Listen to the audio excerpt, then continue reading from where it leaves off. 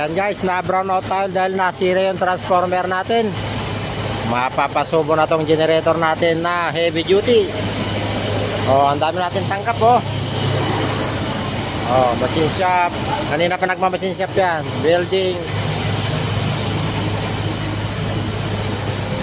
Oh.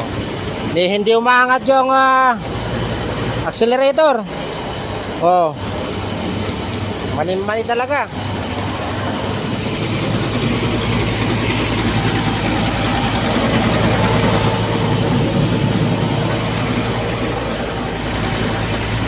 Okay na. Ayan, generator tayo ngayon. Oh. Kaya nyo. 5 horsepower yan, 5 horsepower.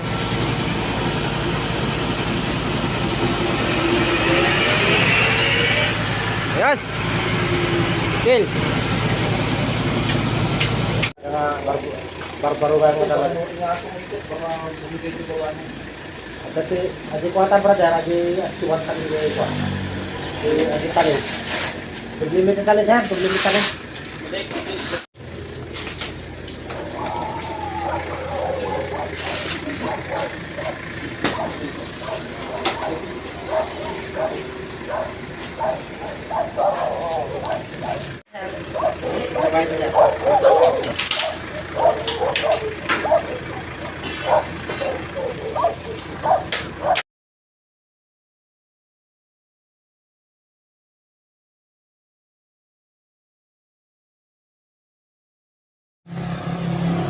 Nasira kahapon. Tapos nagbombay tayo kagad-agad ng gabing-gabi. Tapos maaga tayo nagpunta at nag-purchase.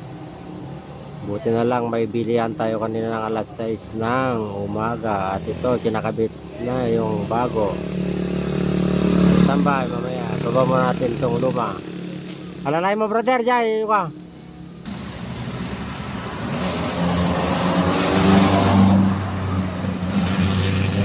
Yung luma binababa na. Medyo hindi natin kasi naabangan tong mangyayari nito. Napakamahal ito, 65,000. Kung mag-aantay pa tayo ng approval ng bangko, abot pa ng 2 days. Hindi natin pwedeng patagalin to dahil meron tayong pasyente. Kailangan tayong magkailaw kagad-agad at magkaroon ng kuryente dahil malainit ang panahon. Bukod sa napakarami pa tayong tanggap na weldingin.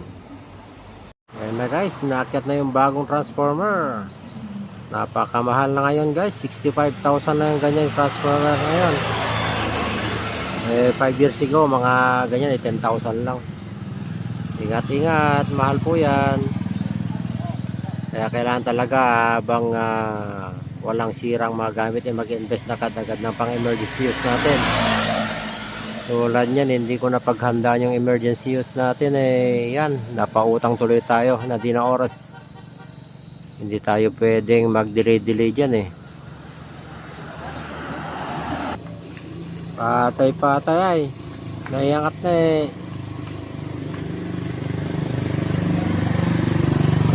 Ingatan nyo at bagong bago yan, mahal yan.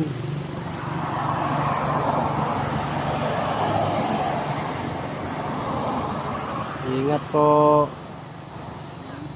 Hindi na natin kayang umutang ulit. Hindi kasi natin pwedeng i-delay guys.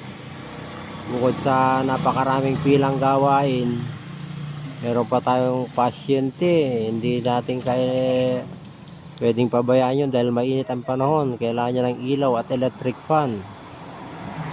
Kaya sakripisyo nating mangutang para ma-restore kagad. May balik kagad.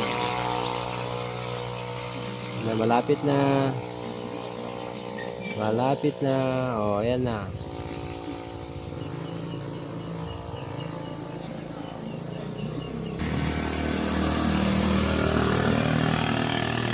Yun. Yan core na. Sana naman magtagal para mabawi-bawi yung bayad.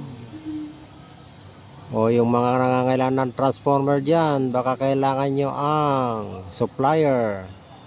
Tawag lang kayo at kontakin nyo ako. Meron akong kilala na pinagkuhanan yan. Mabait at binagyan pa tayo ng warranty.